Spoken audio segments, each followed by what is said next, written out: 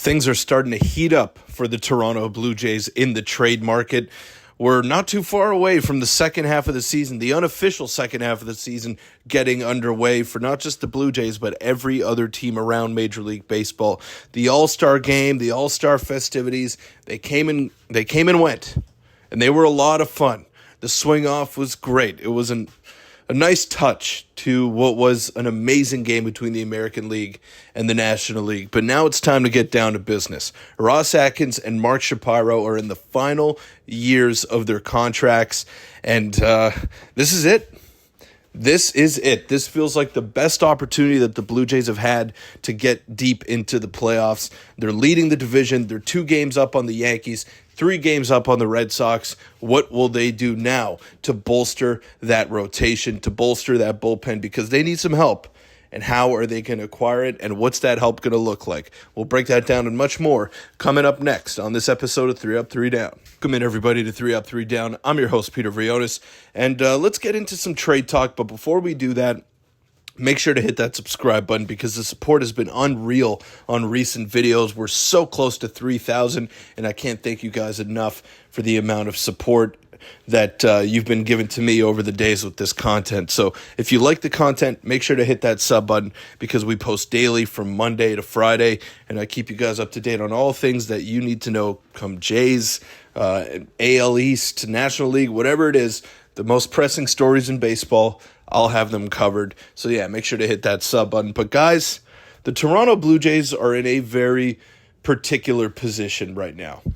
Now, there was no expectation coming into the year.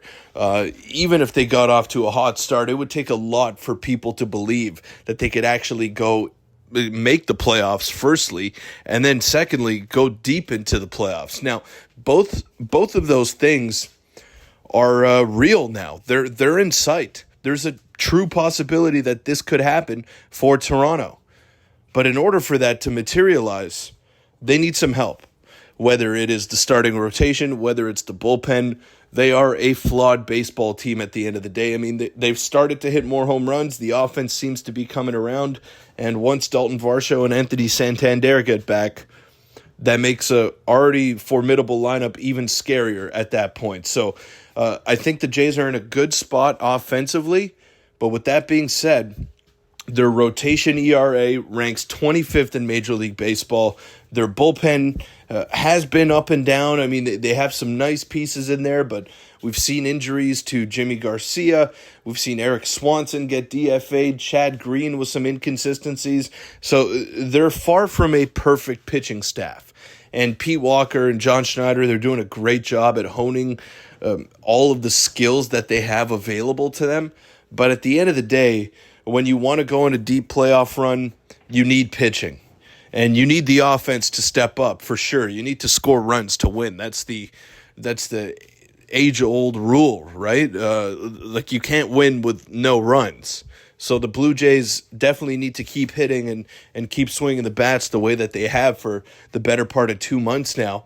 But once those games get tight and you need high-leverage outs, I don't know if the Blue Jays have a guy besides maybe Jeff Hoffman, Jimmy Garcia when he gets back, and Brandon Little that I can confidently say are going to get 3 outs. And even then, I mean, Hoffman has shown the ability to blow up every now and then, right? So you need someone to complement him in the bullpen, someone to take the pressure off. How many times have we seen Jeff Hoffman come into the game in the 8th inning or have to get multiple outs, more than just his 9th inning regular work, which is, it's fine. He's able to do it. He used to be a starter, but it's taxing.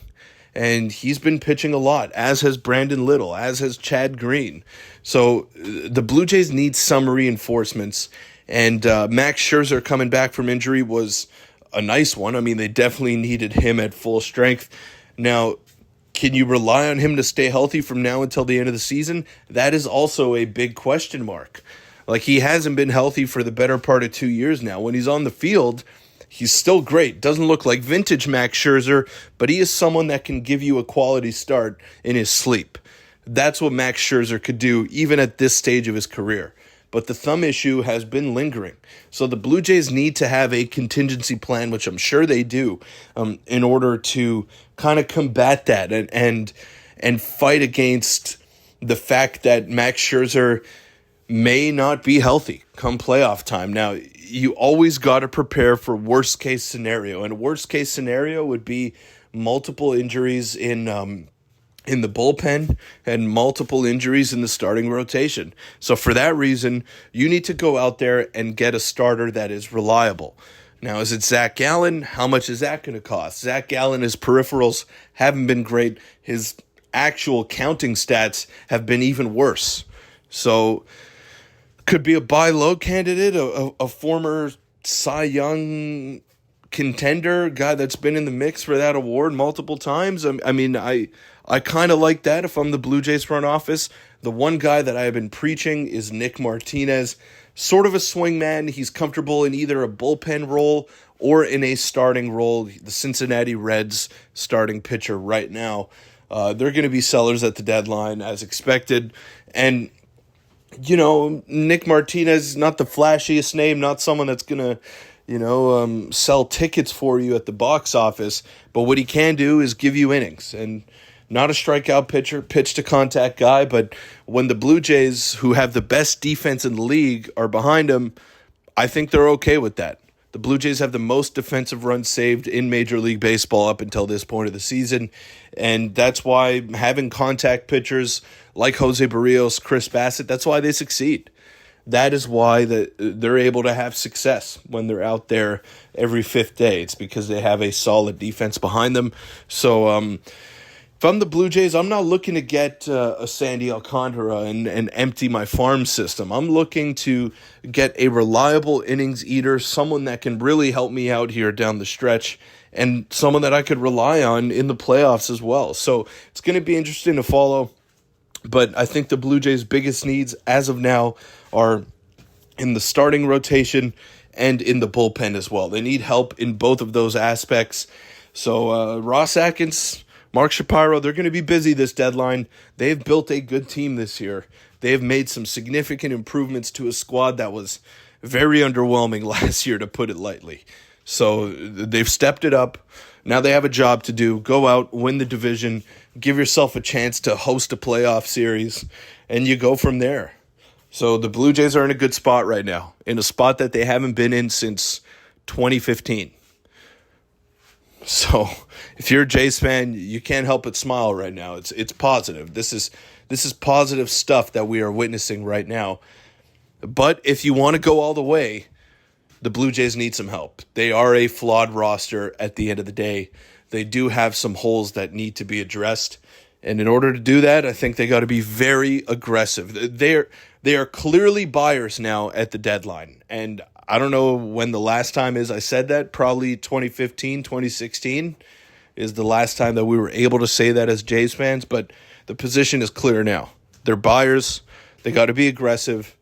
And they can't worry about emptying the farm system, because this is a very good chance for them to advance to a World Series in a pretty weak American League. That'll wrap it up for this episode of 3 Up, 3 Down.